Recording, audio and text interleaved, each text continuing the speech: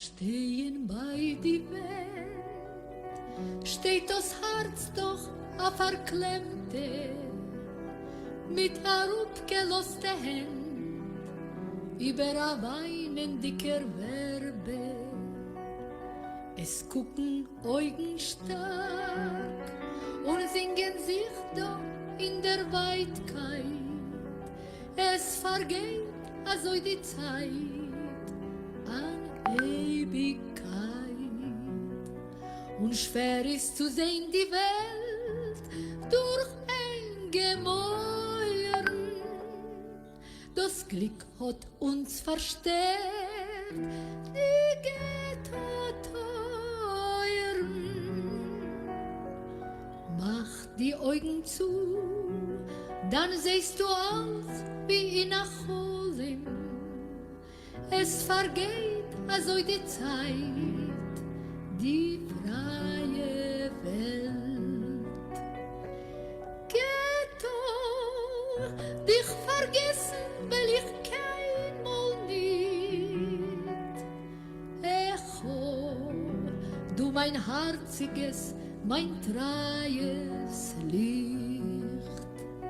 Seh zu meiner Tränen, mein Jammer, mein Pein. Herr, aus mein Gebet, was wird sein, was wird sein? In deine Gesslich ist mir also eng, mein Herz also verklemmt. Und Gott, verstehst du, ist mir also lieb. Ghetto, dich vergessen will ich keinmal nicht.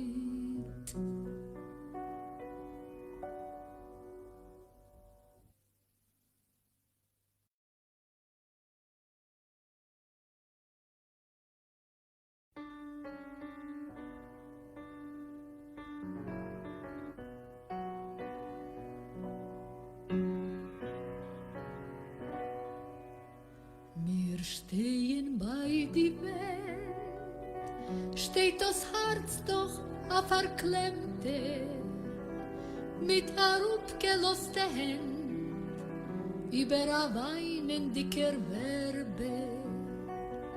Es gucken Augen stark und singen sich doch in der Weitkeit.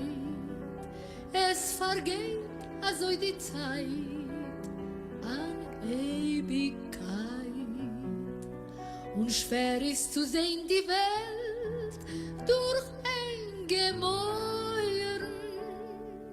Das Glück hat uns verstärkt, die Ghetto-Teuren. Mach die Augen zu, dann siehst du alles wie in a Cholim.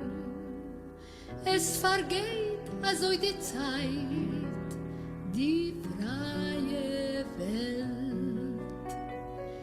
Ghetto, dich vergessen will ich keinmal nicht. Echo, du mein herziges, mein treues Licht. Seh zu meiner Tränen, mein Jammer, mein Pein.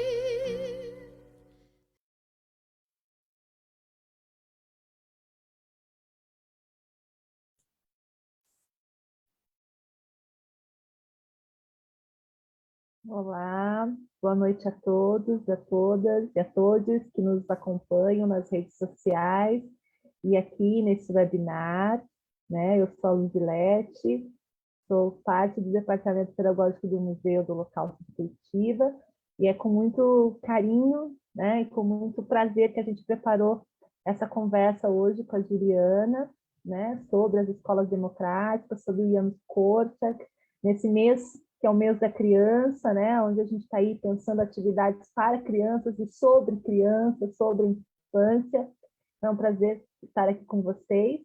Nesse momento eu passo a palavra para a Denise também para dar as boas-vindas e depois a gente vai fazer algumas recomendações antes da nossa amiga Juliana começar. Tá certo? Então, boa noite a todos. Eu sou a Denise, coordenadora do Departamento Pedagógico do Museu do Holocausto. Queria também dar boas-vindas para a Juliana, agradecer essa vinda dela aqui no nosso Zoom, né? Trazer um pouco mais da experiência que ela tem com as escolas democráticas. Quero agradecer o Wagner também, que está aqui nos ajudando. E vamos começar, né? Vamos falar um pouquinho da nossa palestrante, quem ela é, né? Então, a Juliana Mordente, ela é professora de psicologia, né? Professora substituta da Universidade Federal do Rio de Janeiro. Ela é psicóloga e pedagoga, mestre e doutoranda em psicologia e também especialista em educação democrática e processos de subjetivação. Passo a palavra para você, Juliana.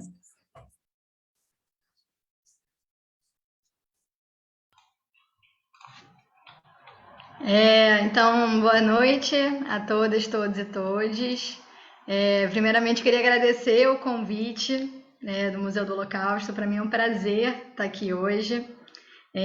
A Denise já me apresentou, né? Então, eu sou Juliana Wolfson Mordente, psicóloga, pedagoga. E ao longo desses anos eu tenho pesquisado processos de subjetivação em escolas democráticas, que foi uma pesquisa que foi feita a partir da visita de 30 escolas democráticas no Brasil e no exterior. E hoje, na UFRJ, né, na Universidade Federal do Rio de Janeiro, no Instituto de Psicologia, eu consigo então trabalhar mais a fundo essas questões, né, seja em cursos, nas disciplinas, e hoje aqui compartilhando também um pouquinho com vocês. Então, a proposta do nosso encontro de hoje é caminhar pela história do Janusz Korczak, né, pensando a sua contribuição para a educação, e em especial a sua influência na criação das escolas democráticas. Hoje eu não vou me ater assim, aos detalhes das escolas democráticas, né, como elas funcionam a fundo, eu vou deixar isso para um próximo encontro. Então, eu convido as pessoas que têm interesse, né, em saber um pouquinho mais, depois entrarem em contato pelo Instagram, que eu vou disponibilizar aqui no final do encontro, né, pelo site, né, porque ali a gente depois vai conseguir aprofundar ainda mais as informações a respeito das escolas democráticas em si. Mas hoje a ideia é a gente adentrar, né, nas inspirações de Janusz Korczak. Então, falar de uma educação inspirada em Janusz Korczak é essa educação crítica, essa educação libertária, libertadora, né? É um debate urgente nos nossos tempos pandêmicos, nossos tempos tão sombrios, né? Principalmente em tempos de ascensão fascista, em tempos de prevalência de ódio, de violência. Então, a gente tem que resgatar o Korczak, porque ele nos ensina muito sobre uma educação crítica que não permita a barbárie, né? Como educadora judia, eu acho essencial pensar a educação nesse atual contexto político brasileiro, né? Porque a minha história não me permite fazer diferente, né? Como bem colocou o Adorno, a exigência que Auschwitz não se repita é a primeira de todas para a educação. Então, falar hoje aqui de Janusz Korczak é a gente mirar em uma educação libertadora, uma educação crítica, democrática, é pensar em uma educação popular, uma educação decolonial, antirracista, alinhada com perspectivas LGBTQIA+, feminista, inclusiva, né? Uma educação que seja um direito de todos e não um privilégio de poucos. Né? Mas, bom, apresentando então um pouco do Janusz Korczak, né?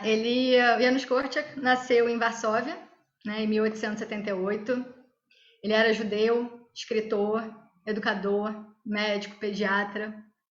Na verdade, Janusz Korczak era o pseudônimo do Henry Goldsmith, né? Ele adotou esse pseudônimo para participar de um concurso literário e acabou ficando, né? Ele também gostava de ser chamado de Velho Doutor, que era um apelido carinhoso que ele recebia por aí. E em 1912, ele criou o famoso orfanato Lar das Crianças, junto com a esposa dele, a Stefania Wilczak, na Polônia. O orfanato ele recebia assim, crianças pobres e judias e foi transformado em uma verdadeira república das crianças.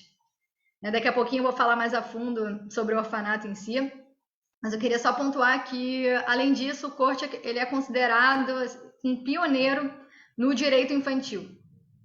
Inclusive, a Declaração dos Direitos da Criança, né, da ONU foi inspirada em um dos seus livros, né, o livro O Direito da Criança ao Respeito. Então, o Janusz Korczak ele é uma referência para o olhar mundial sobre a infância. Né? As suas ideias, os seus ensinamentos, os seus valores são muito difundidos no mundo até hoje. Mas é importante a gente também localizar e datar historicamente a narrativa do Janusz Korczak, né? Que foi uma narrativa atravessada de forma cruel pelo nazismo. Então, com o crescimento, né, do antissemitismo na Europa, o Janusz Korczak, inclusive, até pensou em transferir o orfanato dele para os kibbutzim, né, que seriam essas propriedades agrícolas coletivas na então Palestina, né, hoje a gente pode entender como parte do Estado de Israel. Mas esses planos foram interrompidos, né, com a eclosão da Segunda Guerra Mundial, com a invasão nazista da Polônia em 1939. Então, ao longo desse período, o orfanato sofreu alguns pogroms, né, que seriam alguns atentados contra as comunidades judaicas, e depois ele foi transferido para uma casa pequena e insalubre no gueto de Varsóvia. E mesmo com esse cenário, o Korczak e a Stefania continuaram nas atividades do orfanato. Né? O Korczak, por conta da sua influência política da época, do seu prestígio, ele até chegou a receber algumas propostas para fugir da Polônia, para se salvar, mas ele recusou todas elas e ficou do lado das crianças até o fim. Então, em 1942, né, os nazistas intensificaram as deportações dos judeus para os campos de extermínio, e no dia 10 de agosto de 1942, tem relatos de uma cena que marcou as ruas de Varsóvia, que é o Korczak liderando uma fila de crianças, marchando e cantando, sendo encaminhados para o trem que transportaria todos eles para as câmeras de gás.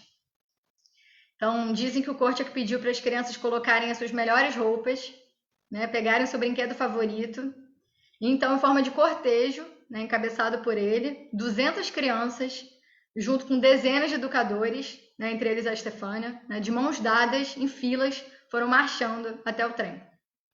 E o Korczak, então, foi morto no campo de concentração de Treblinka, ao lado de todas as crianças. Mas hoje, né, o nosso encontro aqui, a proposta é a gente apostar nas potências de vida. É a gente pensar o que a gente pode aprender e se inspirar a partir da filosofia dele. O Korczak ele valorizava muito o papel da afetividade na educação, né? Da afetividade na construção do conhecimento. Ele se definia como um educador que amava as crianças, né? E ele falava que não bastava só amar as crianças. A gente tinha que amar as crianças, mas também tinha que respeitar as crianças, compreender o referencial delas, né? E não olhar elas a partir de um futuro hipotético que a gente projeta para elas, né? Um futuro que elas não acessam. Então, para ele, a infância ela não é um período de transição. A infância é uma fase completa e bela em si mesma. Né? Ele já dizia, as crianças não são um projeto de humano futuro. Né? Elas não vão se tornar pessoas no futuro. Elas já são pessoas hoje. Então, ele não pretendia enganar as crianças do jeito que a educação tradicional costuma fazer, prometendo a felicidade amanhã, né? Prometendo um esforço hoje para uma recompensa amanhã. Ou, um dia você vai entender por que você está estudando tudo isso. Ele defendia o direito da criança de ser ela mesma hoje, né? De viver o seu momento presente, né? De ser respeitada hoje. Então, ele defendia o direito de todas as crianças de expressarem as suas ideias livremente. Né? As crianças, melhor do que ninguém, sabem das suas necessidades, sabem das suas emoções, né? E tudo isso baseado nas experiências delas, né? Das experiências que elas têm de vida. Então, elas têm todo o direito de emitir uma opinião e de ser ouvida pelos adultos com seriedade. Né? Ele dizia, as crianças não são mais tolas que os adultos, apenas têm menos experiência. Então, a ideia é que a gente, né, como muitas vezes somos adultos responsáveis, às vezes por essas crianças, que a gente possa escutar e compor esse diálogo, mas que a gente possa fazer isso sem ser de uma forma tirana. Né? Que a gente possa, assim, fazer isso de uma forma partilhada, de uma forma horizontal. E contando um pouquinho da obra, né, do Janusz Korczak, a obra dele ela é uma permanente reflexão sobre a prática. Ele era um educador inteiramente dedicado à prática. Né? Ele escreveu desde questões concretas como a amamentação, até o crescimento dos dentes, primeiros passos. É a recusa de comer, a imitação do adulto, a brincadeira, o choro. Então ele falava de uma educação pautada no amor, mas também falava das partes complexas do cotidiano da criança. Falava do cansaço do educador, da quebra de entusiasmo, das contradições, da insatisfação, da rejeição, né, do sentimento de fracasso que às vezes acompanha, né, os educadores, e sempre numa linguagem muito simples e muito direta. Então, é isso, ele reconhecia que a vida da criança não é um mar de rosas. Né? Ele reconhecia que o processo de desenvolvimento de uma criança é um trabalho difícil, repleto de medos, de inseguranças, de dores, de tristezas, e principalmente a vida das crianças do orfanato, né? Que era uma vida marcada ali por uma pobreza extrema. E esse olhar para o cotidiano, né, que é tão essencial para a educação, muitas vezes foi esquecido pelas grandes teorias pedagógicas. Então ele criticava muito as teorias educacionais que não tinham ali uma vinculação com a prática, né? Que não tinham uma conexão com as crianças. E ele não escreveu nenhum tratado pedagógico, né? Ele não seguia modelos, ele escrevia por necessidade interna, né? Ele escrevia ali por amor às crianças, realmente.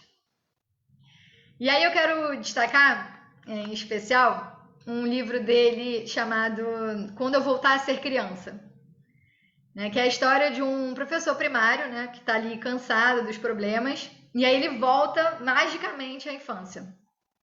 Só que ele volta, né, a ser criança, só que sem perder a memória do adulto. E aí ele faz uma espécie de diário sobre essa experiência. E aí eu queria compartilhar aqui um trechinho com vocês. Vocês estão conseguindo ver? O trechinho que diz assim: o que me magoa é que todos os nossos assuntos são liquidados às pressas e de qualquer maneira, como se para os adultos a nossa vida, as nossas preocupações e insucessos não passassem de acréscimo aos problemas verdadeiros que eles têm. É como se existissem duas vidas, a deles, séria e digna de respeito, e a nossa, que é como se fosse uma brincadeira. Somos menores e mais fracos, daí tudo que nos diz respeito parece um jogo. Por isso, pouco caso. As crianças são os homens do futuro, quer dizer que elas existirão um dia, mas que por enquanto é como se ainda não existissem. Ora, nós existimos, estamos vivos, sentimos, sofremos. Nossos anos de infância são anos de uma vida verdadeira. Por que nos mandam aguardar? E o quê? E eles, os adultos? Será que se preparam para a velhice? Não desperdiçam levianamente as suas forças? Gostam, acaso, de ouvir as advertências de velhos ranzinzas? Na cinzenta monotonia da minha vida de adulto, lembrei-me das vivas cores dos anos da infância. Voltei atrás, deixei-me iludir-me pelas reminiscências. E eis que ingressei na cinzenta monotonia dos dias e das semanas de criança. Nada lucrei, mas perdi o tempero da resignação.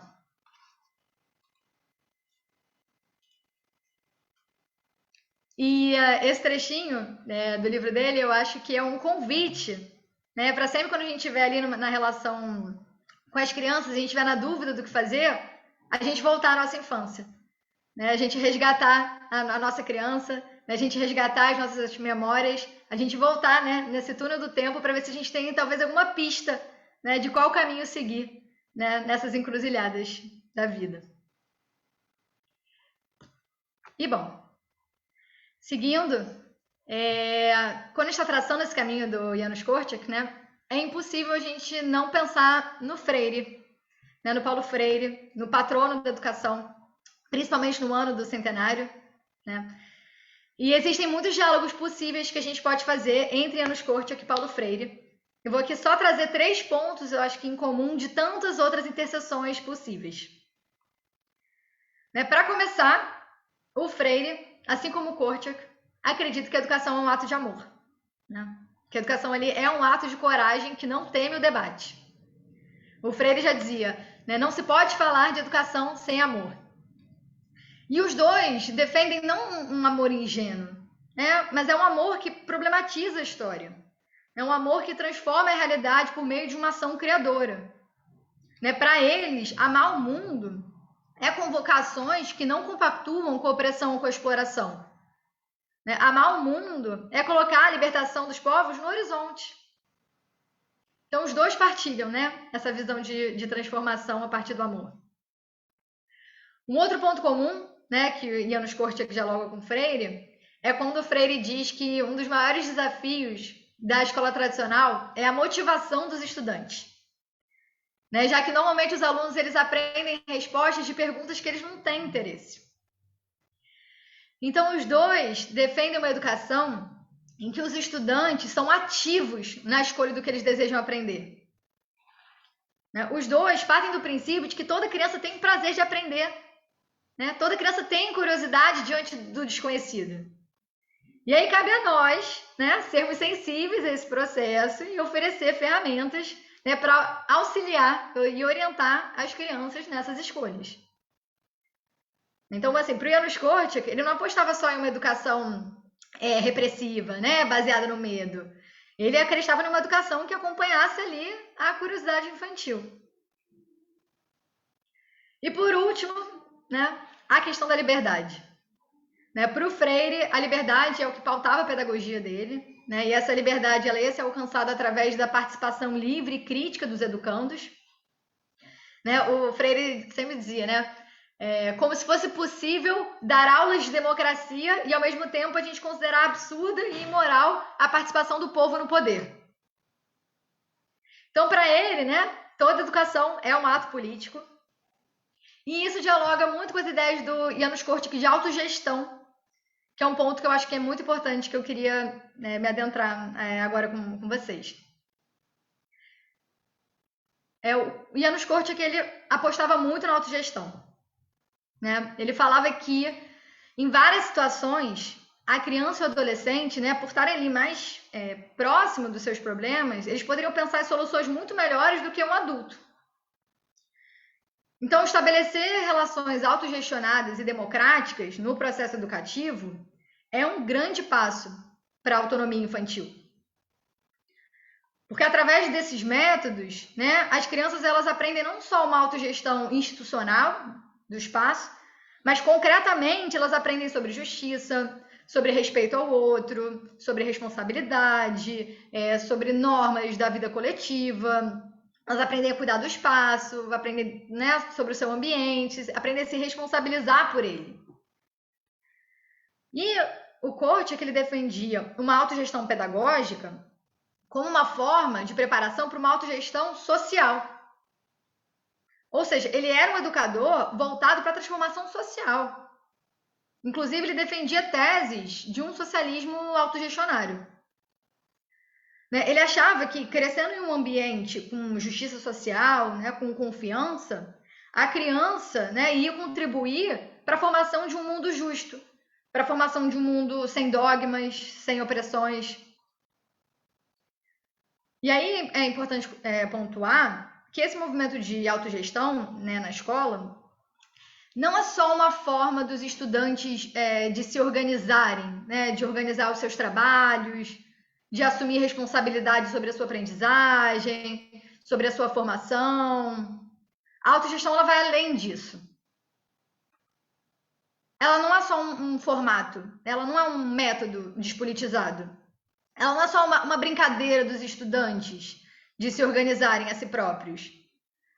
A autogestão, ela tem um rico conteúdo politicamente revolucionário. Ela também é uma aprendizagem sociopolítica. Ela é uma educação que questiona as relações autoritárias de poder na escola e na sociedade. Então, a autogestão, ela é uma experiência educacional que ela é localizada e datada em um contexto político e social. E é uma experiência que vai criticar a estrutura social vigente. Então, é um projeto que recusa as relações de exploração instituídas pelo capital. É uma educação que vai buscar novas formas de relação humana, né, para que os educandos, né, para que as crianças sejam mais livres, mais autônomas, mais criativas. Então, a autogestão, ela é o conteúdo e um método né? Ela é tanto o objetivo pedagógico quanto o objetivo político dessa educação. E aí vale pontuar também que quando a gente está falando, né, de autogestão e autonomia dos estudantes, né, a gente não está falando de uma autonomia individualista, né, de uma autonomia liberal, de uma autonomia cada um por si, mas uma autonomia enquanto uma prática coletiva. A autonomia ela não é um processo individual, né, dissociado da coletividade. A autonomia não é uma condição estática que a gente conquista e pronto. Né? Autonomias são práticas, né, em constante movimento, em constante exercício. Né? O Freire já dizia, ninguém é autônomo primeiro para decidir depois. Né? A autonomia ela vai construindo na experiência, né? Na medida que a gente vai tomando as decisões, né? Na medida que a gente vai vendo as consequências das nossas decisões, aí a gente constrói a autonomia. A gente não é autônomo antes dessa experiência, né? Antes desse processo. E bom, e o que o Freire, o que o Janusz Korczak, então, falava sobre a relação com os educadores? A gente falou muito da relação das crianças, e como é que seria a relação dos educadores? Ele apostava, né, que mais do que a gente ensinar os conteúdos ali, o foco era na relação com as crianças, né, na construção de confiança, na sensibilidade. Então, ele achava que o educador não tinha que ter uma postura de intervenção. Ele tinha que estar ali, né, para as crianças procurarem eles quando elas desejassem. E quando a gente está falando aqui de uma construção, né, de relações horizontais entre crianças e adultos, isso não significa que a gente vai responder tudo o que os alunos pedem, né? Isso não significa que a gente vai inverter os papéis, né? A gente vai agora produzir uma sujeição do professor aos alunos. Porque aí, nesse caso, não tem abolição das relações hierárquicas de poder. A gente só muda o poder de mãos. A gente transfere o poder que estava no professor para os alunos. A gente cria uma nova submissão. Então, quando a gente está falando de relações horizontais, né, é no sentido da gente reconhecer que a responsabilidade dos adultos são diferentes das responsabilidades das crianças. Mas é a gente desconstruir o pré-requisito de que a gente tem que falar e escolher por elas. A proposta é que a gente participe com os educandos, né, nos nossos processos escolares. Né? A questão é que a diferença entre os adultos e as crianças, elas não podem ser usadas para a gente justificar as relações de dominação do professor e o aluno. Ao contrário, né, que a gente possa partir dessas diferenças, que elas existem, mas para a gente buscar reciprocidade, para a gente buscar colaboração, para a gente buscar trabalho comum, né, para essas diferenças elas entrarem ali em relação. E trazendo agora um pouquinho, né, da famosa República das Crianças, falando nisso, eu queria aproveitar para fazer uma recomendação de um livro da Helena Singer, chamado República das Crianças, sobre experiências escolares de resistência. É um livro lindíssimo, belíssimo, que serviu de inspiração para mim. Então, sempre quando a gente pensa em República das Crianças, eu penso nesse livro da Helena e eu queria aproveitar para fazer esse adendo dessa indicação. E bom, então falando da República das Crianças, né? No orfanato, o Korczak e a Stephanie se complementavam, né? A Stephanie, enfim, né? Apesar da literatura de um modo geral não falar muito do trabalho dela, ela era essencial para o orfanato. Né? Ela foi morta junto com o Korczak e todas as crianças. Ela teve até o fim. Então ela era uma mulher de muita ação, de muita devoção, de muita preocupação pelas crianças. Ela tinha todo um cuidado para que as crianças se sentissem em casa, se sentissem bem. Então, o Korczak, junto com ela, né, organizava o orfanato. Eles juntos, né, delegavam ali várias funções do orfanato para as crianças, né, porque eles achavam que se a gente dividisse essa responsabilidade, né, que se as crianças se tornassem responsáveis pelo seu espaço, elas também poderiam ser responsáveis pelos próprios processos educativos. E o orfanato ele se organizava, né, em 3 instituições básicas, que eu quero trazer, e que são instituições que estão muito presentes nas escolas democráticas hoje em dia. Que é o Parlamento, a Constituição e o Tribunal. O Parlamento é esse espaço responsável ali pela construção de todas as normas da instituição. Ele era composto pelas crianças, né? Então era composto por 20 deputados que eram eleitos entre as crianças. O Corte, que era o presidente honorário, né? E dentro desses deputados também tinha algumas crianças que eram eleitas para compor a comissão legislativa, o Senado, né? E aí essas normas depois elas eram formuladas em uma Constituição, né? Que é o segundo ponto. A Constituição era essa compilação de todas essas regras que foram criadas e foram debatidas pelas crianças. E aí, quando você cria suas próprias regras, é quando você vê o processo, quando você acompanha o debate público, é muito mais difícil que você desrespeite essas regras do que quando elas são impostas de uma forma vertical. Você acompanhou, você viu o debate, né, pouco a pouco, você viu todo o trabalho que dá para a gente tomar essas, né, essas decisões, para a gente construir essas regras. Então, em uma das escolas democráticas que eu visitei, né, tinha uma criança que ela estava muito incomodada com uma das regras da escola, e ela estava reclamando, e aí chegou uma outra criança e falou: você está insatisfeito? Vai na Assembleia e muda. Né? Você está insatisfeito? Recolhe as assinaturas, cria sua argumentação, marca uma assembleia, leva o seu ponto, ouve a escola, né? Então, assim, nesse sentido da gente entender que as coisas têm um processo, né? E da gente não ficar só num campo de uma reclamação e a gente saber propor caminhos, né? E não ficar só... Quando a regra vem de fora, é muito simples que a gente só conteste, né? Mas quando a gente vê o processo, né, de chegar até aquela regra, a gente também se sente mais parte daquele processo. E o terceiro ponto é o tribunal, né? Que é esse espaço composto por juízes, que são as crianças, né? E o tribunal, então, tinha esse objetivo de proteger os direitos dos membros do orfanato. Então, se tivesse alguma infração ali das regras, a pessoa ela era julgada pelo tribunal. Os juízes eles faziam investigação, pesquisa sobre os casos, tudo era feito de uma forma bem transparente. E todos ali do orfanato poderiam ser julgados, né? Tanto adultos quanto crianças. E aí o János Corti conta em um dos livros dele que num dos tribunais foi decidida uma regra de que não podia descer no corrimão, né? Deslizar no corrimão de bunda, assim, quando você desce assim, deslizando. E aí que teve um dia, assim, numa noite que ele estava andando, já estava todo mundo indo dormir, ele pensou, bom, se tem essa regra, né? Preocupado com as crianças, né? De caírem, se machucarem, é porque as crianças estão descendo bastante no corrimão. E se elas estão descendo, é porque deve ser divertido, né? E aí ele foi testar, né, ver essa experiência e desceu de corrimão, assim, né, deslizando. Só que uma das crianças viu, e aí levou o Corti para o tribunal, e ele foi devidamente julgado, né, o caso dele foi analisado, assim como qualquer outra criança, né?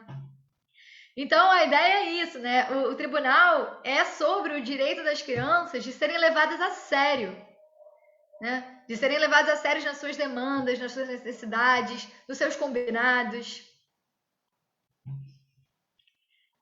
Outro ponto também que era muito presente no orfanato era a questão da obrigatoriedade. Na verdade, da não obrigatoriedade de frequentar as aulas. O orfanato recebia as crianças, também tinha, né, parte do processo educativo. E um dos valores que era defendido pelo János Corti era a questão da responsabilidade. E aí a gente logo pensa, né, que se as crianças, né, não são obrigadas a ir, que elas vão então escolher ficar do lado de fora da sala o dia inteiro, né, não fazendo nada. E quando eu visitei, né, uma das escolas democráticas, eu também pensava assim, fui perguntar para uma das crianças, falei, ué, mas as crianças aqui ficam do lado de fora matando aula, né? Como é que é isso, já que elas não são obrigadas a frequentar? Aí uma das crianças me respondeu, como assim? Somos nós que escolhemos as aulas que estão no cronograma. Existem milhões de aulas incríveis e super interessantes. Por que alguém não ia querer participar de nenhuma? Então, isso assim, para a gente revisitar, né, por que a gente está precisando recorrer à obrigatoriedade e não partir da curiosidade infantil, que é múltipla, né? E é imensa, e é, assim, devidamente genuína, né? Outro aspecto também presente no orfanato era a questão dos jornais, que eram feitos pelas crianças, né? Tinha ali uma circulação dos jornais. E para o Corti, a comunicação é um elemento fundamental da educação democrática. né? Porque é a comunicação que garante a circulação das informações. Então, ele dizia que só se pratica democracia quando tem transparência. Né? E essa transparência ela só existe quando todo mundo tem acesso à informação. Então, tudo que acontecia no orfanato era divulgado em murais, em listas, em cartazes, né? Então, ele também apostava muito na importância do rádio como uma ferramenta educativa de comunicação, do cinema, do teatro, né? A gente pensar outras maneiras de educar, né? Para além do processo educativo formal. E um outro ponto também é a questão da cooperação.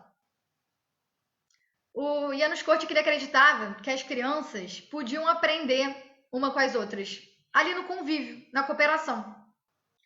Então, por exemplo, as crianças mais velhas, elas eram tutoras das crianças que recém chegavam no orfanato. Então, elas iam lá recolher informações de como é que elas viviam, né, antes de chegar no orfanato, elas acompanhavam ali a adaptação delas nesse novo ambiente, protegia essas crianças de possíveis abusos, né, dos veteranos. Né, um outro ponto também dessa relação, né, do convívio, da cooperação, é que na parede tinha listas escrito agradeço e peço perdão. Né, que para as crianças pudessem escrever, né, sobre coisas que elas eram gratas ou, enfim, que elas se sentiam mal e que elas pudessem fortalecer esse exercício tão difícil que é agradecer e perdoar o outro. Né? Como isso fortalece também os nossos vínculos e as nossas relações. E isso inspira diversas escolas democráticas até os dias de hoje. Né? Em algumas escolas democráticas que eu passei, por exemplo, na parede tem listas escrito tenho necessidade de ajuda em... Aí se você está com dificuldade, né, muito em alguma matéria, você escreve preciso de ajuda em matemática, escreve seu nome, seu telefone, e aí tem uma outra lista escrito posso ajudar em... Então se você já domina, né, algum conhecimento, você vai lá, escreve seu nome, seu telefone e as crianças se encontram. Né? Então, é isso, a gente apostar na possibilidade das crianças aprenderem uma com as outras, sem a necessidade de uma mediação de um adulto, né, a todo momento. Essas escolas democráticas de hoje, né, inclusive, elas também acreditam que crianças de diferentes idades podem aprender uma com as outras.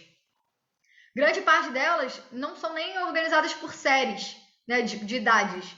São escolas que são organizadas por ciclos, com crianças ali de idades misturadas, né? 6, 7, 8 anos, 9, 10, 11, ali, idades um pouco dentro de uma certa faixa. Isso também, né, não só de crianças de diferentes idades, podem aprender muito uma com as outras, e também para a gente quebrar essa padronização de que todo mundo da mesma idade tem que aprender do mesmo jeito, da mesma forma, no mesmo tempo, né, naquele ano. Então, para quebrar um pouco essas temporalidades universais, né, e padronizadas. Mas, enfim, né, o ponto que eu queria, né, caminhar para a gente chegar é o fato das escolas democráticas de hoje se inspirarem muito nas propostas do Janusz Korczak. E o que são essas escolas democráticas, né? Aqui, quando eu estou me referindo o tempo todo a escolas democráticas, primeiro eu estou me referindo a escolas que apostam na criação de uma sociedade com participação direta e comunitária nas decisões. São escolas que, primeiro de tudo, assim, apostam na construção coletiva, escolas que recriminam formas hierárquicas de poder e de privilégios. Então, são escolas necessariamente voltadas para a transformação social. Ou seja, escolas neoliberais, escolas dos grandes conglomerados educacionais do país não se enquadram nesse conceito. Escolas que se valem de métodos inovadores, mas sem nenhum comprometimento político.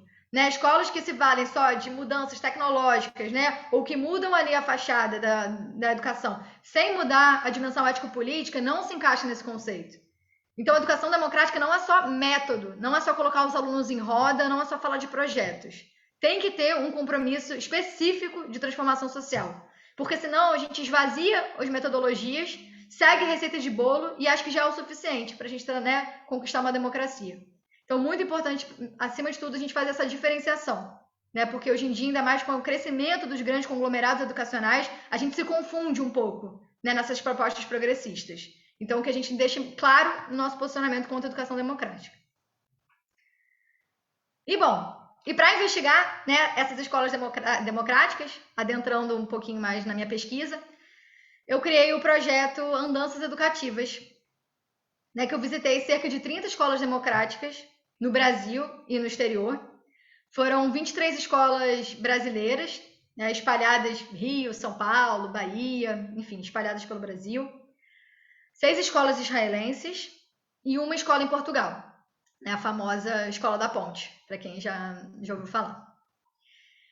E aí cada escola apresentou ali uma realidade, um contexto muito diferente, uma dinâmica única, singular. Isso tudo para mostrar que não tem receita de bolo. Foram escolas muito diversas entre si. Escolas públicas, escolas privadas, escolas rurais, escolas na beira da praia, outra no meio de grandes centros urbanos, escolas com 15 alunos, com 600. Isso tudo para a gente entender a pluralidade do que a gente pode entender como educação democrática. E, inclusive, eu me inspirei no próprio Janusz Korczak, que na década de 30 fez várias viagens para conhecer experiências pedagógicas diferentes. Né? No caso, as viagens dele foram na Europa, né? Mas inclusive ele foi na então Palestina, né? Enfim, para conhecer os modelos educacionais dos kibbutzim, né? Que eu, como mencionei anteriormente, né? Aquelas propriedades agrícolas comunitárias, né? Para ver o que dali ele podia se inspirar para o orfanato dele. Então, o Korczak também fez as suas andanças educativas.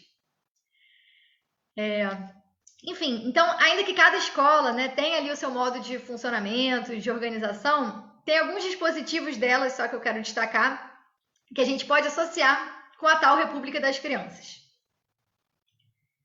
Primeiro é o parlamento, né, que eu mencionei anteriormente, mas que nas escolas hoje a gente chama de assembleias. Né? Então, as escolas democráticas hoje, elas têm os espaços das assembleias, que são esses espaços onde estudantes, familiares, funcionários, educadores constroem juntos o processo de discussão e de tomada de decisão. Então, é um processo coletivo ali baseado nesse diálogo, né, entre crianças e adultos. Então, as assembleias são esses momentos de debate, né, de criação de regras, de acordos, e os temas variam, assim. Nas assembleias a gente pode debater currículo, a gente pode debater acordos de convivência. Tem escolas que fazem assembleias gerais com todo mundo, tem escolas que fazem assembleias menores, né, de acordo com os ciclos, e aí só fazem assembleia geral quando tem temas maiores, assim, né, temas que dizem respeito à escola inteira, como, por exemplo, o uso do celular, né. Inclusive, nessa discussão do uso do celular, que foi uma discussão real, de uma escola democrática Keilah, que fica em Tel Aviv, né, em Israel, a gente estava debatendo sobre o uso excessivo do celular em sala de aula, e aí uma mãe sugeriu que o celular fosse guardado na mochila quando as crianças chegassem na escola, né, podendo pegar só no final do dia. E aí uma criança ali de 8 anos se levantou assim com muita convicção e falou: a senhora seria capaz de passar o dia todo sem pegar no seu celular? Como é que seria para você chegar no seu trabalho, guardar o celular e só pegar no final do dia? Como é que você ia se sentir? Né? Para a gente é difícil também, né? A gente também está conectado, a gente também estamos nesse vício. Né? Como é que a gente pode fazer diferente? Né? Todo mundo ali se entreolhando, mas às vezes a gente precisa um pouco dessas atitudes disruptivas, né? Digamos assim. Um outro ponto, né, que a gente pode associar entre a República das Crianças e as escolas democráticas de hoje é aquilo que a Janusz Korczak falou de descentralizar, né, de dividir a responsabilidade por todo mundo da escola. Então, hoje, nas escolas democráticas, né, a gente tem os famosos comitês, ou grupos de responsabilidade, né, que é essa ideia de que todas as tarefas da escola vão ser distribuídas por todos os estudantes.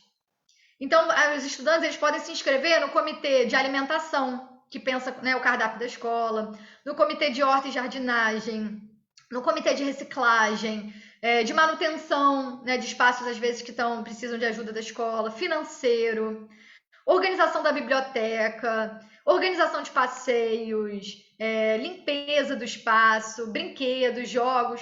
Os comitês são os montes, assim, né? Cada escola vai se organizar, mas isso para as crianças entenderem que elas também são responsáveis por aqueles espaços. Né? E o comitê é um momento dedicado para cuidar da escola, né? E não esperar que um outro, né, superior, um outro de fora, venha fazer isso.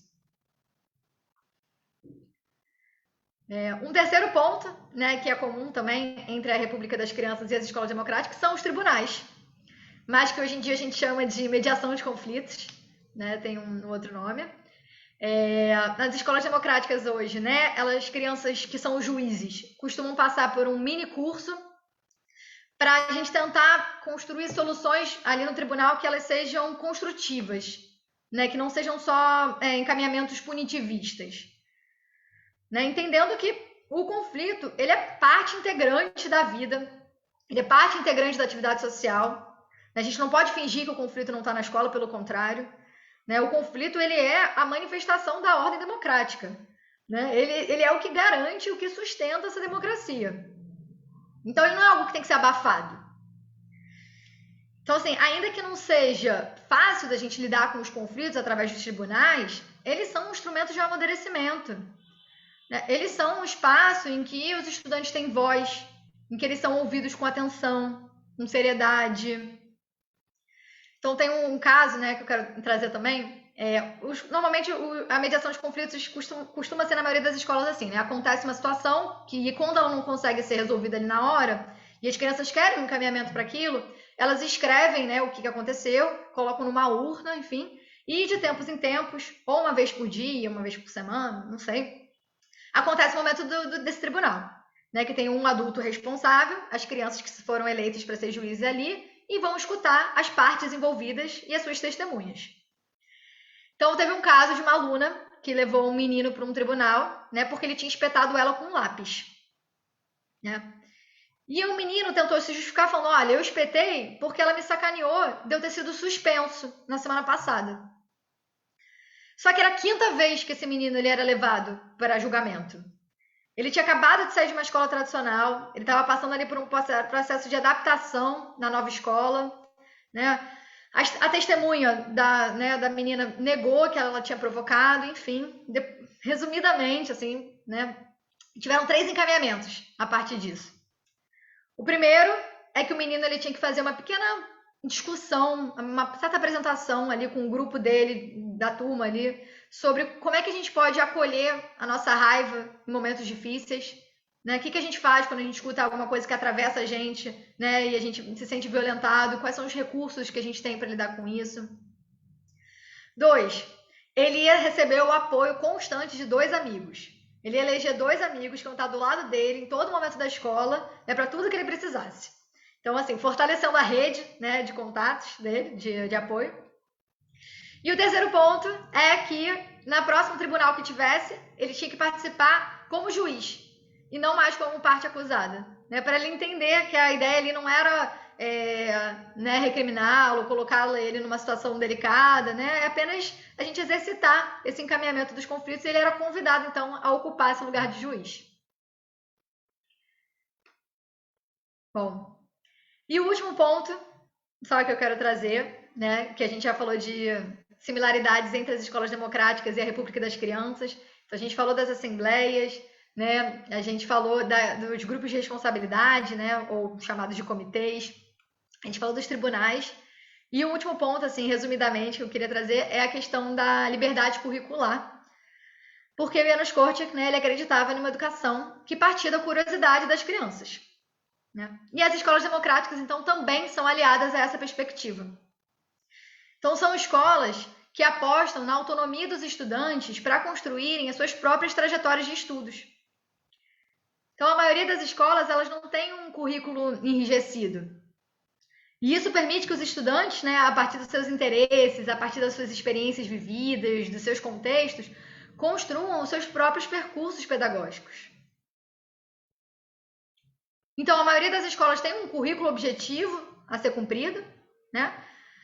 Mas aí cabe ao aluno escolher qual tema gostaria de estudar, em que momento, de que maneira, se é individualmente, se é em grupo. Né? Então, tem esse currículo objetivo a ser cumprido e também tem um currículo subjetivo, que é um currículo que é baseado no desenvolvimento pessoal do aluno, né? Como é que está a autonomia dele, como é que está a confiança, como é que está a relação de grupo. Né? Isso tudo faz parte também do currículo da escola, né? Não só a questão conteudista. Então, existem muitas formas das escolas se organizarem, né? Eu acho que eu vou deixar para o próximo momento para contar como cada uma organiza em relação ao currículo. Então, tem escolas que se organizam através de pedagogia por projetos. Então, elas escolhem, né? A criança escolhe um tema e a partir desse tema, quando ela vai estudando, daqui a pouco ela se encontra com conteúdo que era de português, que é de matemática, que é de história, que é de geografia. Então, né? Às vezes, sei lá, elas querem construir um viveiro de pássaros para a escola. E aí, quando elas vão fazer esse projeto, elas encontram, né, temáticas de biologia para saber o que os pássaros vão precisar, de física e matemática para construir o viveiro, né, de história para saber como é que se esses pássaros são nativos, como é que eles chegaram. Então, né, a partir de um projeto de interesse, os conteúdos vão aparecendo.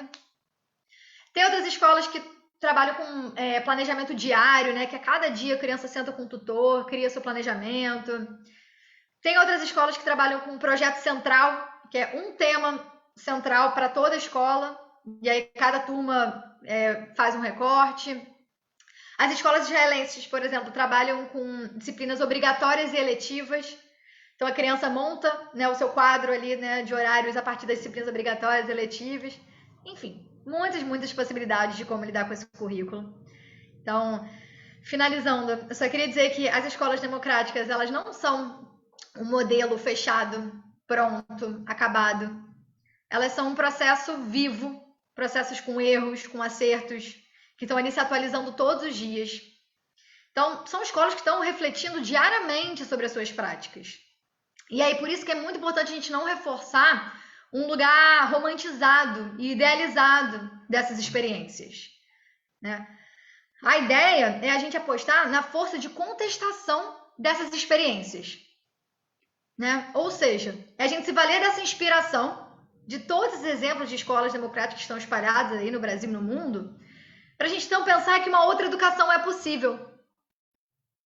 Então a gente olha para essas experiências, na verdade, como ferramenta de luta, para a gente então construir uma educação democrática, uma educação pública, uma educação de qualidade, né?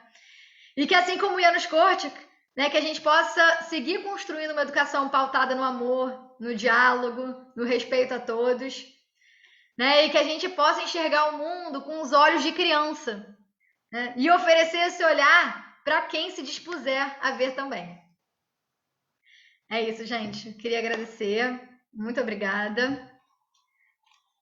Vou só aqui passar o meu contato para quem tiver interesse. Acho que a gente agora vai conversar um pouquinho mais, né, de dúvidas e questões, mas para quem tiver interesse em continuar conversando, debatendo, tem o Instagram Andanças Educativas, que é onde eu coloco ali todas as, né, compartilho não só o que a gente tem discutido na FRJ hoje, mas todo esse percurso, né, das escolas democráticas.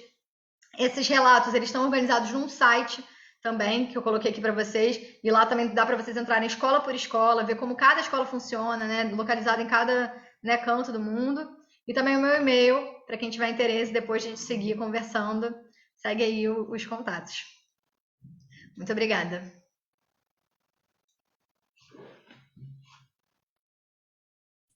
Bom, eu queria agradecer mais uma vez, agora eu entendi por que tanta gente falou que foi a escolha super certa trazer você, que realmente é uma aula maravilhosa. Nossa, isso me lembrou muito, há mais de 20 anos atrás, quando eu dava aula na escola israelita, aconteceu um grupo de professores brasileiros que foram a Israel conhecer algumas escolas, e algumas delas eram escolas democráticas. E acontecia exatamente isso que você falou. Tudo que você descreveu, parece que eu estava vendo um filme, assim, das escolas que eu participei nessa visita, foi muito legal. Eu não sei se tem alguém que queira fazer perguntas, a gente está abrindo agora para perguntas, tanto daqui da nossa aula, o Q&A, como no Facebook. Então, eu acho que vamos dar uma olhadinha. Eu queria começar fazendo uma pergunta. Bom, primeiro quero te agradecer, Juliana. Foi assim, realmente, como você disse, uma verdadeira aula e dá vontade de saber mais. Eu vou fuçar todos no Instagram, no tudo que eu puder eu vou fuçar, porque realmente é uma coisa que chama muita atenção, né? Eu acho que a escola israelita ela ainda tem alguns resquícios dessa visita, porque quando eu trabalhei lá a gente tinha as assembleias semanais, mas eram assembleias menores na sala de aula e era realmente um momento bem interessante, porque a gente tinha lá também a pastinha onde eles colocavam ali os assuntos que eles queriam discutir, né? E na sexta-feira a gente sentava, né? E pensava sobre, refletia sobre todas aquelas questões que eles traziam e como resolver alguns dilemas e alguns problemas que eles traziam.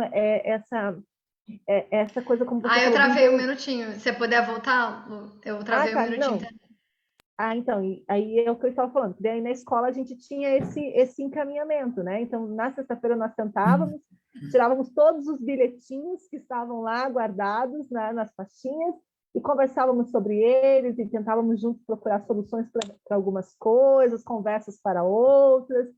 E é um processo muito importante, muito interessante, porque é isso que você falou, né? A criança, ela se sente parte daquilo, né? Ela não está sob o julgo de alguém. Ela está discutindo sobre, ela está falando de igual para igual, e isso é, de fato, muito importante, né? Eu acho que isso é o processo dessa construção, né? Dessa construção desse ser que já existe, né? E que vai, assim, mudando de fase, mas é uma fase que vai se construindo, né? Tipo, eu vou ser o adulto que essa criança vai ser, é uma construção de agora, né? Não é quando chegar adulto a gente vê o que faz. Não, né? É uma construção. Isso me chama bastante atenção, essas questões. Mas uma pergunta que eu queria te fazer, que me chama também bastante atenção, é porque a gente entra no campo da formação desse profissional, desse professor que trabalha nessa escola democrática, né? Porque você mesmo bem colocou, né? O Ianos, ele fez essa caminhada pedagógica, né? Ele fez essa caminhada para conhecer várias coisas sobre a educação, isso somando aquilo que ele já tinha do conhecimento da própria medicina, né? Voltada para a criança, etc. E tal.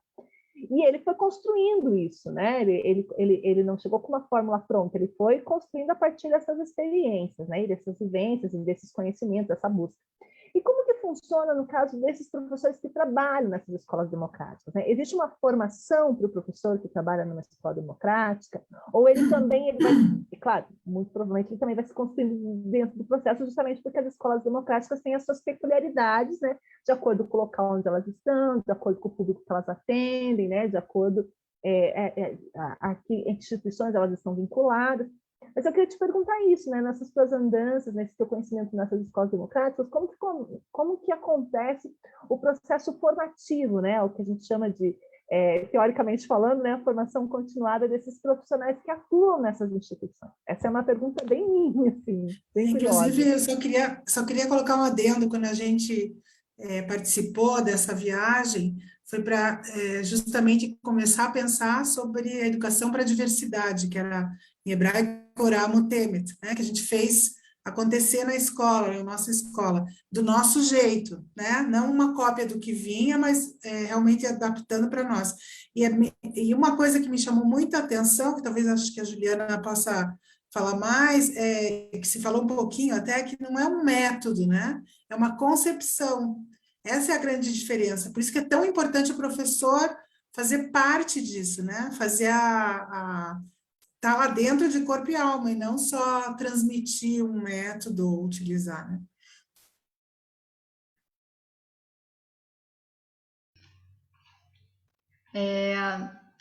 Não, esse ponto que vocês colocam, eu acho que é muito importante, né, da gente pensar a formação, né, essa formação continuada, essa formação, né, que possa realmente acompanhar os educadores, né, e principalmente assim, não no sentido da gente responsabilizar os educadores e colocar eles como os responsáveis de fazer, né, unicamente essa transformação, porque a gente acompanha, né, esses processos de culpabilização dos professores como se eles fossem responsáveis o tempo todo por manter a sala de aula como está, né, responsável pelo fracasso escolar, né, por docência. Então, assim, que os educadores possam, claro, servir essa formação continuada como algo que possa inspirar e fortalecer esses educadores nesses caminhos, assim.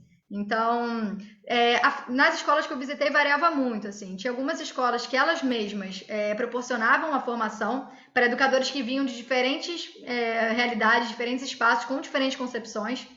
Outras escolas, por exemplo, as escolas públicas, muitas funcionam por concurso. Então, realmente, né, chegam professores de diversos caminhos e cabe à escola, então, né, fazer a gente aprender junto com esses professores. Existem hoje em dia algumas formações, o José Pacheco, né, que hoje em dia tem uma atuação bem forte no Brasil, ele é responsável por algumas formações também do Ecohabitário.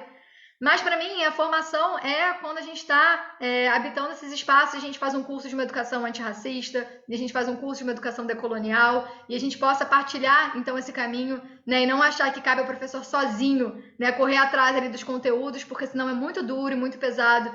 Então, a formação, de modo geral, ela costuma ser feita dessa forma coletiva, né? Seja proporcionada pela própria escola, a partir de ferramentas, de cursos, de aulas, seja pelo estímulo, então, a gente partilhar nessa aprendizagem em outros caminhos, né, que não necessariamente seja a universidade, né, mas em outros espaços que possam compor essa prática docente, né? Não no sentido de esperar que os professores vão chegar prontos e aplicar, como, né, vocês falaram, o método de educação democrática na escola, porque tudo que vem verticalmente, né, a tendência é se esvair, né? Mesmo que a intenção seja a melhor possível, se esse método ele vem dessa maneira vertical, aquilo não se sustenta, né? Então a gente viu recentemente o exemplo das ocupações das escolas, né? No Brasil inteiro. O que os estudantes, quando ocuparam as escolas, fizeram? Uma escola democrática. Eles tinham assembleias, né? Eles tinham os comitês, eles tinham toda uma organização, eles transformavam as escolas em polos culturais, em oficinas. Então, também, assim, saber que essa formação ela é dos professores, mas que também precisa dessa força, né, dos estudantes para compor. Então, respondendo a pergunta... Eu também tenho uma questão para você. Pensando, a Lucy comentou dos professores, né? Eu fico pensando nos pais dessas crianças, né? Porque você falou que essa educação, ela vem de uma forma compartilhada, né? Eu acho que a ideia é que os pais também participem, e a gente via isso em Israel, nas escolas, que os pais realmente participavam. Eu me lembro de uma frase que a pessoa falava assim, chega de chamar pai só para fazer bolo, ou para fazer bazar, ou para fazer enfeite. Agora tem que trazer o pai para fazer outras coisas, né? Mas eu fico pensando assim, como que acontece? As crianças que vêm para esse tipo de escolas, elas já vêm com pais engajados ou os pais aprendem no decorrer da caminhada, sabe? Queria que se você falasse um pouquinho sobre isso, se tem alguma. Acho que varia muito, né? Como eu falei, as escolas elas são múltiplas e plurais. A gente aqui no Brasil tem reconhecida, né, pelo menos 200 experiências, né, até a última chamada do MEC. Se a gente for para fora, então, né, esse número aumenta ainda mais. Então, é isso, né? Eu acho que é saber em que medida as famílias têm possibilidade de participação. Então, tem escolas que as famílias participam integralmente, nas assembleias, semanalmente, mas tem escolas, por exemplo, que as famílias não têm essa disponibilidade de tempo, ou porque trabalham, ou porque estão, né, tripla jornada, ou, né? Então, assim, a escola ela vai se adaptar a partir da realidade social de cada comunidade escolar. Né? Então, comunidade escolar que os pais podem estar engajados, eles são sempre muito bem-vindos, os pais e as mães. E também nas escolas que não podem, a gente tenta criar outras ferramentas, né? Seja convidar os pais para compor, né? Escutar um relato, uma história. Tem contação de histórias. A escola comunitária Cirandas, em Paraty, né? Tem muitos pais que são pescadores e que tem uma disciplina na escola, que é a contação de histórias, né? A famosa história de pescador, agora dentro do currículo. Então, mas também tem pais que chegam com muitas expectativas, né? Já aconteceu, por exemplo, de um pai em especial que foi um dos fundadores de uma escola que eu visitei. Então, ele criou aquela escola. E em um dado momento, aquela criança pediu para ir para uma escola tradicional. O pai ficou arrasado, né? A criança falava, não, eu quero experimentar, eu preciso ir. O pai falou, nossa, mas eu tô ali, né, com toda aquela expectativa. Então, teve esse embate, né? E aí o pai falou na hora, ok, né, vamos colocar numa escola tradicional. A criança foi, ficou 1 ano e depois voltou correndo, assim, né? Mas é isso, ela queria ter aquela experiência, ela queria ver como é que é. E isso para afirmar que aqui a gente não está defendendo uma homogeneização de que todas as escolas têm que ser desse jeito, né? A gente está querendo afirmar a pluralidade de escolas. Podem ter escolas e crianças que funcionam melhor a partir de um jeito e escolas e crianças que funcionam melhor a partir de outro, né? Mas que a gente tem a possibilidade, né, de exercer outras formas de educação que não é hegemônica. Né? Então, é isso. Em relação às famílias, às vezes tem esse ato, mas muitos deles participam das assembleias e isso é um momento muito bom, assim, né, de chegada e participação.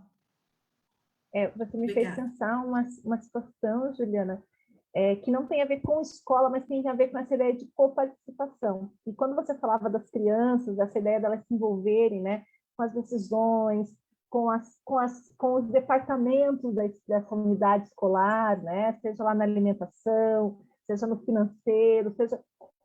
eu vivi uma experiência, eu viajei com os meus alunos há um tempo atrás para um determinado lugar que tem a ver, que é pensado para crianças, né? É um espaço para crianças. E aí, qual foi a minha surpresa, né?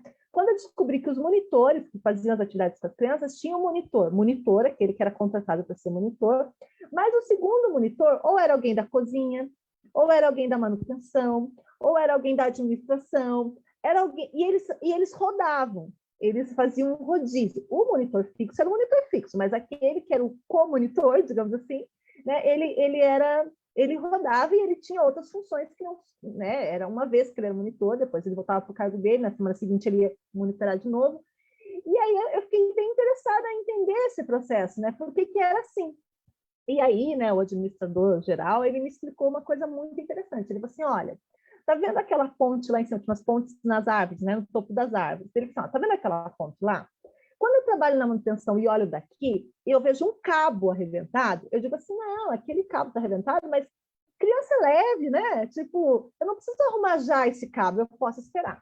Quando você coloca esse monitor, essa pessoa da manutenção para ser monitor, ele não só vai ver o cabo, como ele vai passar pelo cabo, né? E aí ele vai começar a entender que aquele cabo precisa ser arrumado urgentemente, que não dá, porque aí ele vai entender o processo, ele vai ver como é que as crianças passam pelaquela ponte, né? Qual a segurança que aquela ponte tem que ter. Ele vai ser a mesma coisa o pessoal da alimentação, né? Para eles pensarem essa alimentação para essas crianças, eles têm que entender o quanto de energia essas crianças gastam. E como é que eles vão entender? Não vendo, mas vivendo com elas a experiência de fazer as atividades. Então, eu acho que a escola é exatamente isso, né? Quando você envolve as crianças em todos esses processos, a escola se torna um outro lugar para a criança. Se torna parte dela e ela parte daquilo, né? Não é um lugar para onde ela vai e fica ali 4, 8 ou 9 horas, né? Mas é um lugar onde ela também é responsável, né, por tudo que acontece ali. Então, isso foi só queria fazer essa colocação, porque enquanto você falava, eu fui pensando nesse lugar e dizendo, olha, é isso mesmo, quando a gente é copartícipe daquilo, quando a gente tem essa ideia de pertencimento, as coisas funcionam diferente, né? E agora eu vou te fazer mais uma pergunta, veja que eu estou curiosa, né, Juliana? Porque, imagina, isso é coisa de professora, né? Estou falando porque eu sou professora e aí você vai tocando nos assuntos que vão me chamando a atenção. Vamos falar, então, das questões da escola pública, porque a gente sabe que a escola privada, né, embora exista aí no nosso país, por exemplo, agora uma BNCC, enfim, esses documentos que regem, né, os conteúdos, o que é preciso, o que não é preciso, enfim, e a história de currículo é uma dinâmica muito polêmica, na verdade, né, enfim. Mas quando a gente fala da escola pública, a gente entende que existe uma mantenedora, né, e que existe uma exigência, uma cobrança. E aí eu queria te perguntar, nessas suas passagens por essas escolas democráticas que são públicas, né, como que funciona? Porque num dado momento da sua fala, você diz assim, os alunos, eles mesmos montam a sua programação, né? Eles mesmos decidem, né, que horários vão, como eles vão, ou que você falou, que eu gostei quando você disse assim, um aluno disse, nossa, mas somos nós que elaboramos as aulas, né? Nós que escolhemos o que vai ser trabalhado, como é que a gente não vai estar lá? E aí eu te pergunto, como que funciona isso na escola pública, onde existe, né? A gente sabe que existe, dependendo da localidade, uma cobrança, né? Uma cobrança que está muito mais ligada ao cumprimento do currículo lá, posto, né? Do que exatamente do processo de aprendizagem, né? Do processo de envolvimento do aluno com aquele conhecimento, né? Ou aquele conhecimento que faz sentido para ele, ou que deveria fazer sentido. Então, eu queria te perguntar como que funciona essa dinâmica, porque, do meu ponto de vista, parece que existe daí um grande conflito, né, entre o que precisa ser, o que a gente pensou para essa escola como uma escola democrática, mas aquilo que está acima de nós, que é a mantenedora, que é o currículo, que é a prestação de contas, né, porque existe uma prestação de contas e a gente aí também tem todo aquele sistema de avaliação que entra nas escolas e que vem, né, como você disse, de cima para baixo, que às vezes a gente não tem muito como dizer não quero, não posso, não acho que não combina com a minha escola. Então, eu queria te perguntar, assim, qual é a sua vivência nisso, né? Como que você me conta sobre essas escolas? Assim? Não, muito importante a gente falar sobre o ensino público brasileiro, né? Para mim, esse é o foco, né, de toda a nossa luta, né, e militância no campo da educação, né, nesse encontro com a psicologia. Bom, primeiro, assim, da gente entender o fracasso escolar como um projeto, né?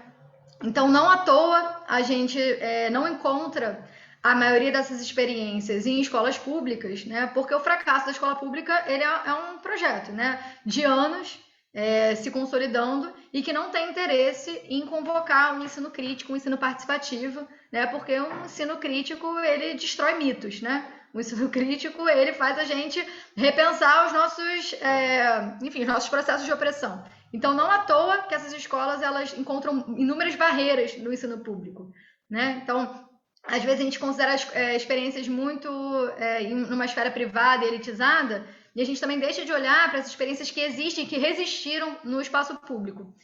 Então, eu visitei algumas escolas públicas, em especial em São Paulo, tem 2 escolas né, de referência, que é o Amorim Lima e o Campos Sales, que ensinam para a gente maneiras da gente subverter certas lógicas que são impostas. Primeiro que eu acho que é muito importante a gente romper a dicotomia entre escolas democráticas e escolas tradicionais. Porque quando a gente faz isso, a gente acaba não legitimando práticas emancipadoras que podem acontecer dentro das salas de aulas tradicionais. Então, a ideia, mais do que a gente replicar várias escolas democráticas, a gente poder valorizar as práticas emancipadoras. Quando você fecha uma porta, né, a porta da sala de aula, o que acontece ali né, é um mundo. Né? É um espaço ali né, da relação educador-educandos que a gente não pode mensurar.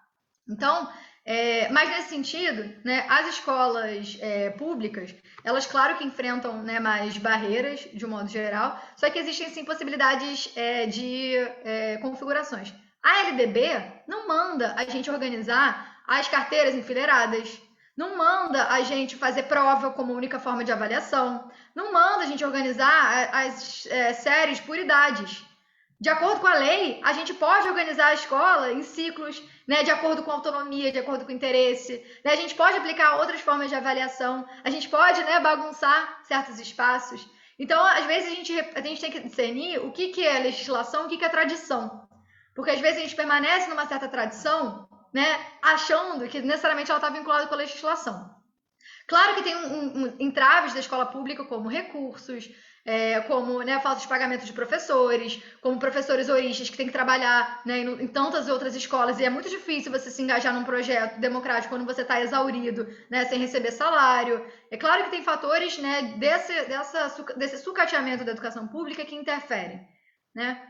Mas, por exemplo, o Amorim Lima, eles se organizam por idade, porque, sendo essa escola pública, né, normalmente, em especial no recorte do Amorim Lima no espaço de São Paulo, aquelas crianças costumam circular entre as escolas né, públicas. Às vezes elas fazem um ano aqui, depois um ano lá, e quando você trabalha em ciclos, é mais difícil de você depois vir na documentação em qual série você está. Então, o Amorim Lima, por exemplo, eles dizem, e é tudo muito explícito, gente, o material indicado na BNCC para estudar no 7º ano é esse. Como é que a gente vai estudar? Tá colado na parede. Então, naquele ano, as crianças podem escolher se elas querem começar estudando o assunto X, depois caminhando pelo outro assunto. No final do ano, elas vão ter visto todo aquele conteúdo do mesmo jeito que uma escola tradicional. Né? Só que aquilo foi feito de uma forma explícita. Às vezes as crianças, num projeto, né, estudaram aquilo, vão ali no mural e fazem check. Fala, bom, se eu quiser né, terminar o 7º ano, ainda falta tal e tal conteúdo. Né? E aí eu vou lá e estudo. Se aquilo não apareceu de uma forma, né, pela curiosidade, etc., o professor vai falar, olha, gente, a gente já está em outubro e vocês ainda não viram tais conteúdos. Esses conteúdos são importantes para o 7º ano. Por que vocês não viram? Será que é porque vocês têm dificuldade? Será que vocês não se deram muito bem com a forma de ensino? Né? Então, estou aqui para me disponibilizar para a gente estudar. Então, as escolas públicas, elas conseguem ter outros recursos, né? Então, tem escolas que, inclusive, trabalham por ciclos. Aqui no Rio, a gente tem, na Rocinha, uma escola que trabalha por ciclos de idades de 7º, 8º e 9º ano. Né? Então, assim, claro que existem as exigências do currículo objetivo a ser cumprido, mas sempre existem brechas, né? E são nessas brechas que a gente vai atuar e fazer delas lugares de fissura, né? Então, são escolas que têm total possibilidade de fazer assembleias, grêmio estudantil, que tem de uma força né, inenarrável, comitês. Então, assim, fora né, toda a nossa tristeza com o sucateamento da educação pública, existe sim espaços de ruptura e de possibilidade de criação. Né? Então, é isso. Assim, eu acho que muito do que não acontece é muito mais por uma força de manutenção de um status quo, né, e de, claro, né, desvalorização da profissão docente, da escola, da educação brasileira, do que realmente impossibilidades legislativas. Porque elas é isso, se for para fazer uma prova, ok, né? Então, assim, a ideia não é demonizar a prova. Se tiver que fazer uma prova nacional, apesar da gente ter críticas às provas, né, PISA, provas internacionais ainda, tudo bem, mas assim, são estudantes que puderam exercer a sua relação com o estudo de outra maneira, e na hora que forem fazer aquela prova não é o ponto mais central da vida deles, porque eles já aprenderam de outras maneiras. Então a prova ela já tem um outro lugar. Tem coisas que a gente não pode mudar, né? As provas nacionais a gente ainda não mudou, né? Mas enfim, então que a gente possa ter uma outra forma de se relacionar com aquilo, com vestibular, formas mais autônomas, né? Que os alunos estejam mais seguros daquela relação e que não estudem para aquela prova, para memorizar e para esquecer no dia seguinte. Então é isso, é atuar nas brechas e fazer dessas brechas lugares de potência, né?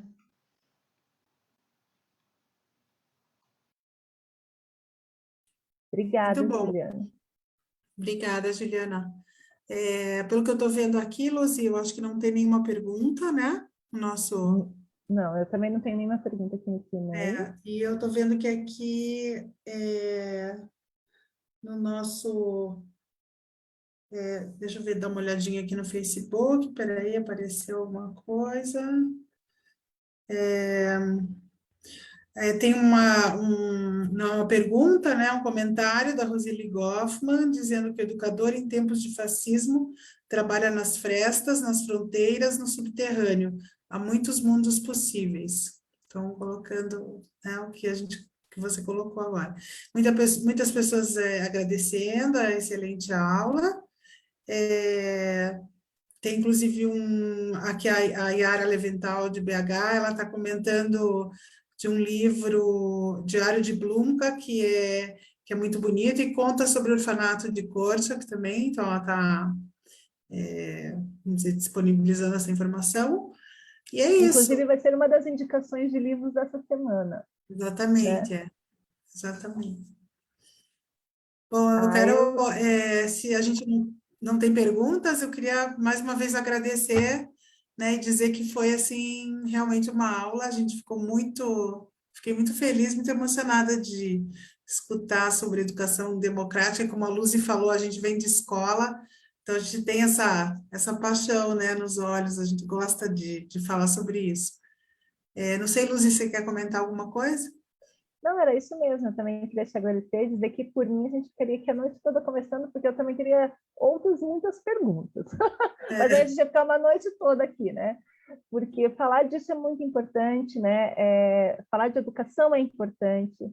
Quando você traz essa questão das brechas na escola pública, isso nos dá um ânimo, né? Porque, como você falou, a ideia de sucateamento da escola pública, ela está posta, né? Como você disse, é um projeto, né? Mas nós, professores da escola pública, somos a resistência, né? Na verdade, quem faz a escola pública também somos nós, né? Atuando nas brechas, como disse a pessoa que estava nos acompanhando, né?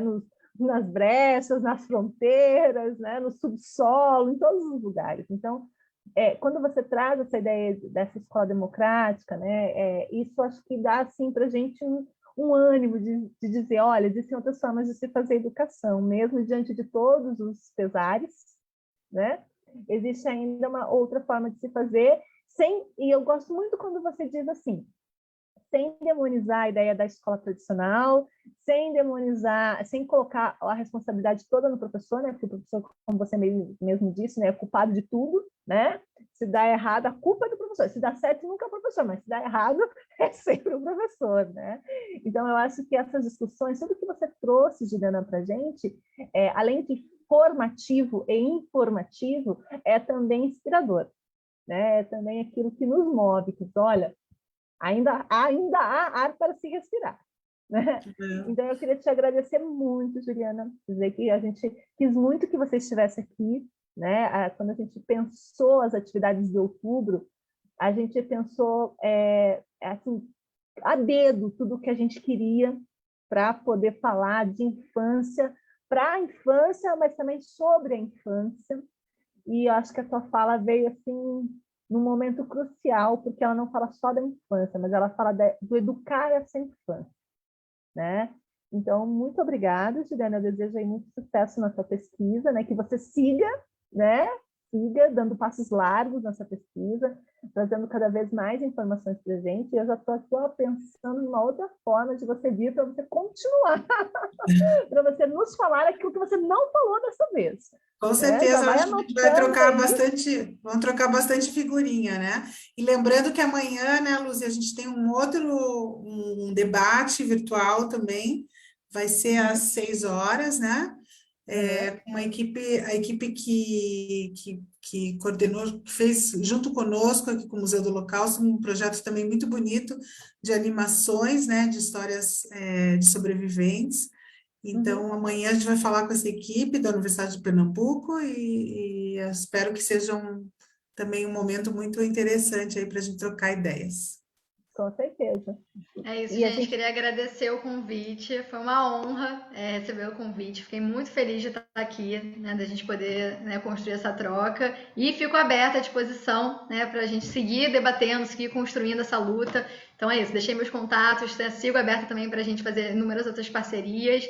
E que hoje seja só uma sementinha, né, de algumas problematizações que a gente vai, né, seguir regando e caminhando aí nesses longos percursos. Então, só mais uma vez agradecer a você e todo mundo que esteve aqui com a gente. Obrigada. muito bem, a gente também quer agradecer, né, as pessoas, como bem disse a Juliana, as pessoas que nos acompanharam, né, aqui no webinar, as pessoas que nos acompanharam no Facebook, né, dizer para vocês continuarem nos acompanhando, né, o mês de outubro a gente ainda está no meio dele, ainda tem muita coisa para acontecer nesse mês, como bem disse a Denise, amanhã a gente tem outro Zoom, mas não só o Zoom, todas as outras atividades que estão aí postas nas redes sociais do museu, no sentido de romper os muros do museu e entrar nas casas das pessoas, né? Acho que é isso. Muito obrigada a todos, uma boa noite a todos. Wagner, querido, um beijo enorme para você. Obrigada, você nos ajuda muito nesse processo de comunicação, né? De agregar cada vez mais pessoas. Muito obrigada, Wagner.